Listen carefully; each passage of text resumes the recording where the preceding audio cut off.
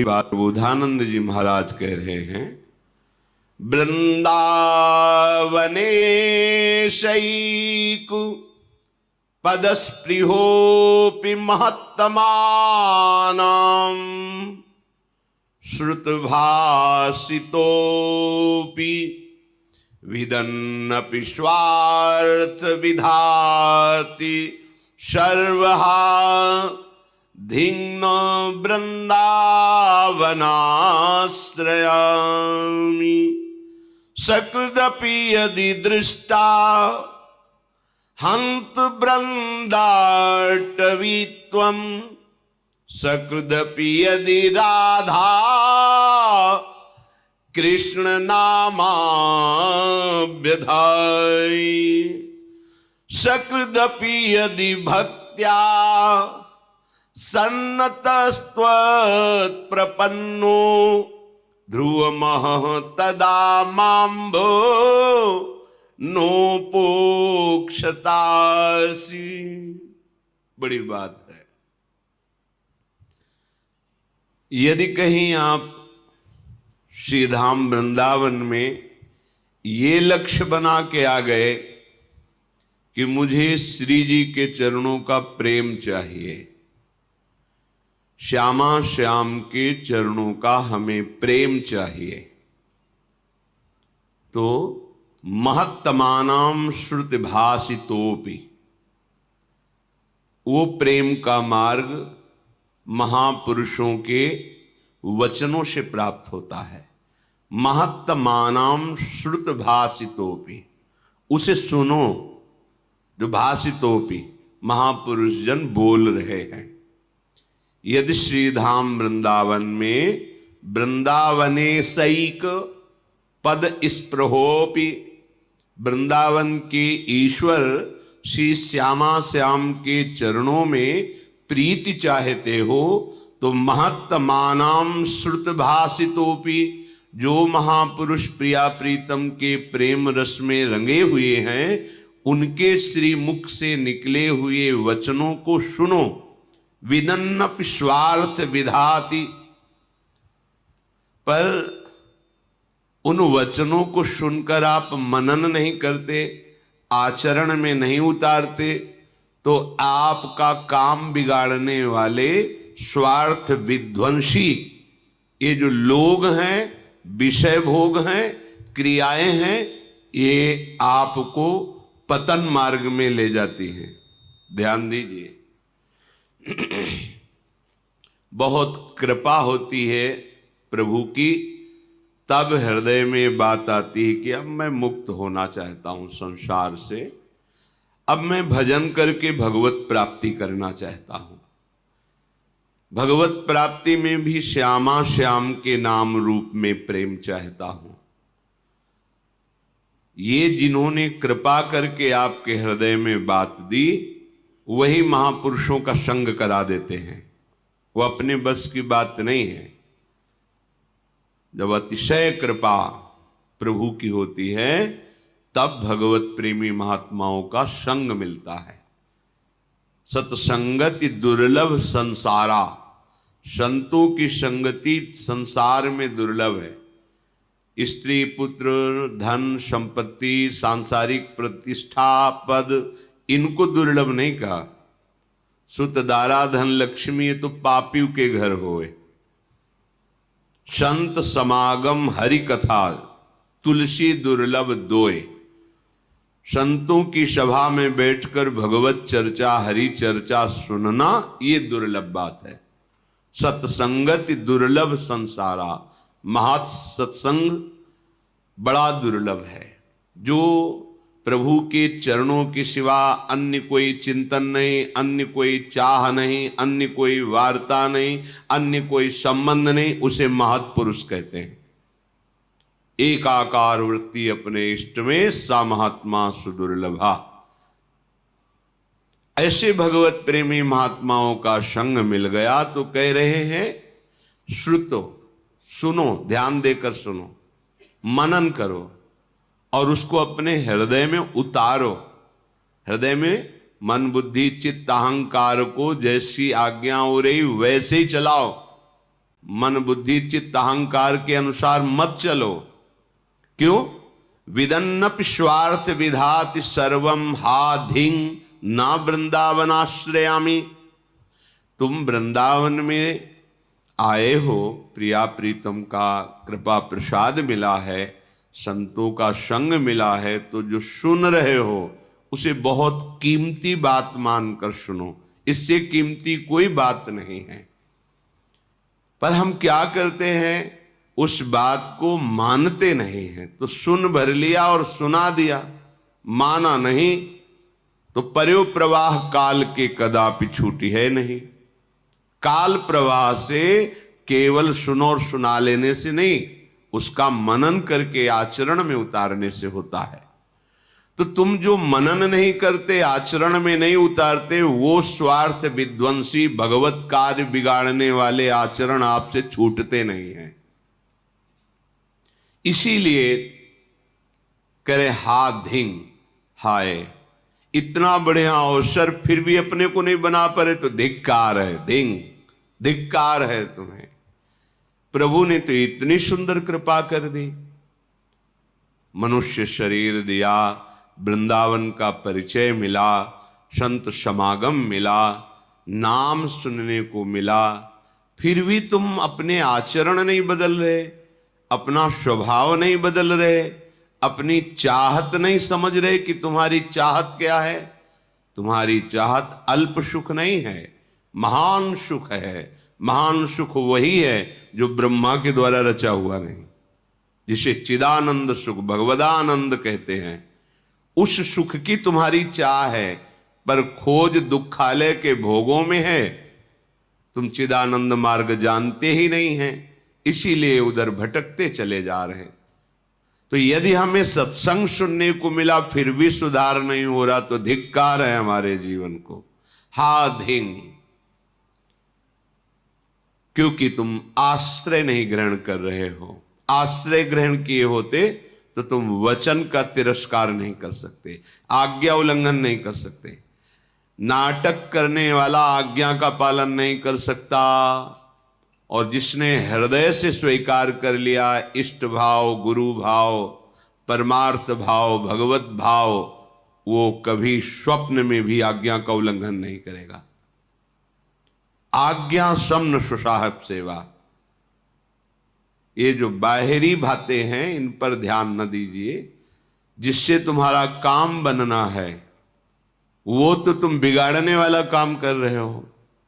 कह रहे स्वार्थ विधाति सर्वम, जो तुम्हारा सर्वनाश कर दे वो कार्य तुम बड़ी खुशी से कर रहे हो, और जो तुम्हारा सर्व मंगल कर दे वो बातें सुन के मनन करके आचरण में नहीं उतार रहे, तो हाय धिक्कार है तुम्हें, जो तुम धाम नाम रूप लीला का आश्रय नहीं ले रहे हो। ये तो हुई प्रेम की बात। अब कह रहे हैं यदि तुम्हें प्रेम नहीं चाहिए तो इतना तो समझ लो कि तुम्हारा कल्याण हो जाए। प्रेम और कल्याण में अंतर है। तुम्हें ये दुख न भोगना पड़े, तुम्हें विपत्ति न भोगना पड़े। अगर दुख विपत्ति आए भी तो तुम हृदय में इतने बलवान हो जाओ कि हंसते हुए उसको पार कर जाओ। तो क्या करें?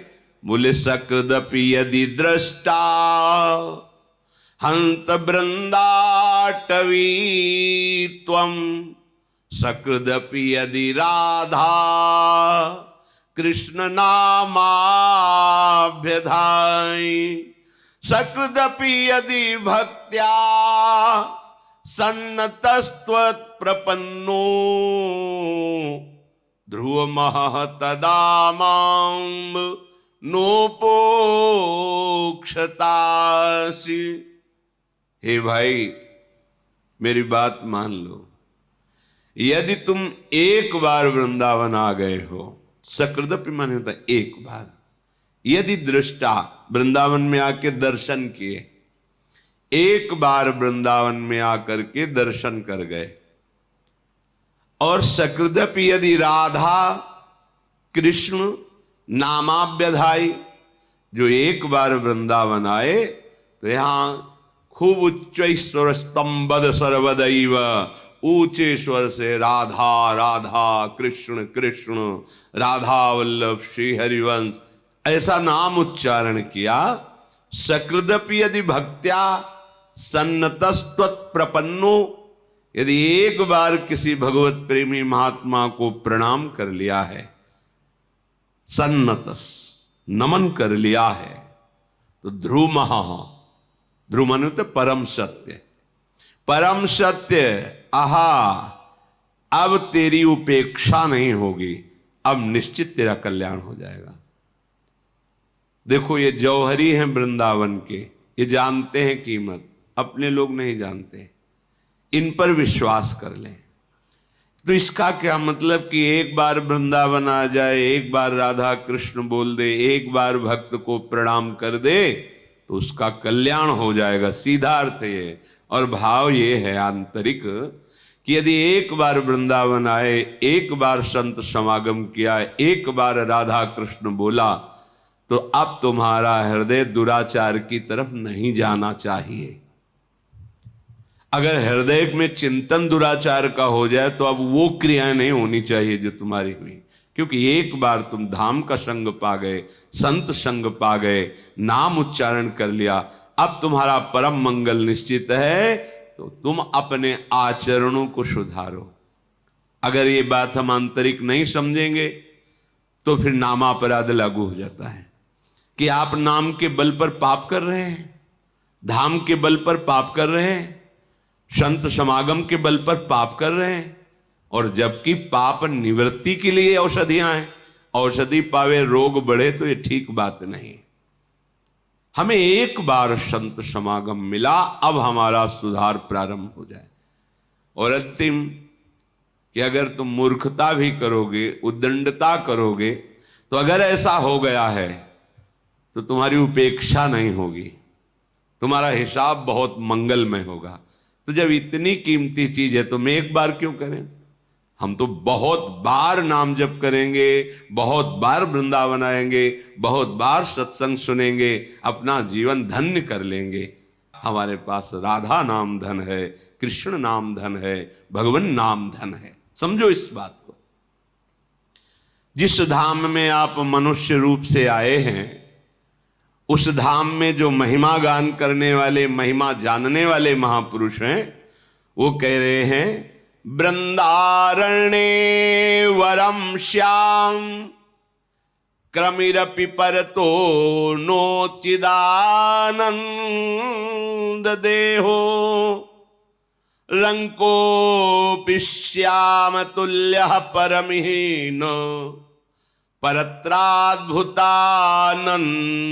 भूति शून्योऽपि श्याम हि श्री हरिभजन लवेनाति तुच्छार्थ मात्रे लुब्धो नान्यत्र गोपी जन रमण पदाम्भोज दीक्षा सुखेपि। आहा, हे वृंदावन धाम, मुझे अपने नाली का कीड़ा बना लेना, पर मुझे बाहर चिदानंद धाम में शरीर भी नहीं चाहिए। चिदानंद में बाहर शरीर नहीं चाहिए। धाम में कीड़ा बना देना। वृंदारण्ये वरम श्याम क्रमिरपि परतो न चिदानंद देहो, परतो बाहर मुझे नहीं। रे मन वृंदा विपिन निहार, विपिन राज सीमा के बाहर हरिहूं को न निहार। रे मन वृंदा विपिन निहार, यद्यपि मिले कोटि चिंतामणि तौ न हाथ पसार। जय श्री भट्ट धूली धूसर तन, ये आशा उर्धार। धूली धूसर तन ये आशा उर्धार रे मन, वृंदा विपिन निहार। ऐ मन, तू केवल वृंदावन को देख। यदि वृंदावन के बाहर हरि भी खड़े हो तो आंख उठा के मत देख। बड़ा रहस्य है। अत्यंत प्रेम वपु श्री लालजू महाराज राधा आराधन तत्पर, ये केवल वृंदावन में ही देखने को मिलेंगे। बाहर वैभव संपन्न भगवान श्री हरि है और यहां रसघन मोहन मूर्ति में महाप्रेम स्वरूप श्री लालजू का जो वृंदावन में स्वरूप विराजमान है, जो प्रियाजू लालजू गलवहियां दे करके नवीन नवीन कुंजों में नवरस केली करते हुए विहरण कर रहे हैं। यद्यपि करोड़ों चिंतामणि बाहर मिले, एक चिंतामणि सारे दुखों को मिटा देती है। करोड़ों चिंतामणि मिले तो भी, करोड़ों रत्न मिले तो भी बाहर की तरफ वृत्ति मत ले जाओ। श्री धाम वृंदावन का आश्रय बड़ा महामहिम धाम है। आशा करो कि तुम्हारा अंतिम समय इसी धूल में धूसरित होते हुए जाए। हमारे प्राण निकल रहे हो वृंदावन में। अंदर की बात कहते हैं, यहां जब कोई शरीर छोड़ता है तो वृंदा सखी यहां की अधिष्ठात्री देवी हैं, सहचरी हैं। तत्काल सहचरियां आती हैं और उसको प्यारी जू का नाम जिस समय वो स्मरण करने की योग्यता खो देता है, धामवासी को तत्काल राधा नाम सुनाया जाता है और श्री जी की कृपा से, श्री जी के नाम प्रभाव से वो अद्भुत सुख को प्राप्त करता है। ये यहां की बात कह रहे हैं। धाम की महिमा वर्णन है, ये मनगढ़ंत नहीं है। काशी में शास्त्रों में भी लिखा है, वर्णन भी सब कोई जानता है। मच्छर भी मरता है तो भगवान शिव मोक्ष प्रदान करते हैं। और जहां की रज के लिए भगवान शंकर भी मस्तक पर धारण करके यही निरंतर वास करने की आकांक्षा करते हैं। ये वो धाम है जो रज शिव शनकादिक याचत, और ये वो महारस है यन नारदाजे सुकैरगम्यम वृंदावने वंजुल मंजु कुंजे तत्कृष्ण चेतु हरणैक विज्ञ मत्रास्त किंचित परमम रहस्यम। जब श्री जी करुणा करके बताती हैं तो उनकी बात में फिर सब वेदान्नपि संन्यस्ति, वेदान्नपि संन्यस्ति माने त्याग, अब सब त्याग। जब मालिक यहां स्फुरण करके बता देते फिर किसी के प्रमाण की जरूरत नहीं होती। और वो ऐसे नहीं बताते हैं कि स्फुरित हुआ बस हो गया, वो दिखाते हैं ये देखो ऐसा हुआ ऐसा हुआ। अब मान जाओ तो तुम्हारी बात बन जाएगी, और ना मानो तो हमारी बात तो बनी है ही है। तुम्हारे मानने न मानने से हमारी बात में थोड़ी कोई बात, क्योंकि हमारी केवल बात ही नहीं है, ये बात की बात है। भगवत रसिक, रसिक की बातें रसिक बिना को समझ सके ना। तभी श्रीपाद कह रहे वृंदारण्य वरम श्याम क्रमिरपि, आहा मुझे यहां के नाली का कीड़ा बना दिया जाए, बाहर मुझे चिदानंद देह दे करके भी नहीं, क्योंकि यहां के नाली के कीड़े को भी वो पद मिलेगा जो बाहर के चिदानंद देहधारी को भी नहीं मिलेगा। विश्वास करो, ये धाम अलौकिक है। जैसे जैसे आप ये सब जो कुछ आप देख रहे हो सब नहीं है। न यहाँ स्त्री है, न पुरुष है, न जड़ है, न चैतन्य है, न गुण है, न अवगुण है, न माया है, न काल है। ये प्रेम धाम है। ये जब अपना प्रकाश करता है आप बताना भी चाहो तो बता ही नहीं पाओगे। अनिर्वचनीयम प्रेम स्वरूपम, बस हृदय जानेगा। बहुत बहुत संकेत हो सकता है। हाँ लोगमति नहीं लहों प्रमाणा, जानत श्री हरिवंश सुजाना। ये केवल प्रिया प्रीतम की सखियां यही जान, वही कुछ वर्णन करते हैं तो अपने को भाव द्वारा ग्रहण करने का रास्ता मिल जाता है, नहीं तो अलौकिक अचिंत्य अचिंत्य तुम्हारे चिंतन में भी आने वाला। प्यारोडुम क्षमते न यच्छु सुखादि नाम तो ध्यानगम महारस। कह रहे यहां के नाली का कीड़ा बना दीजिए।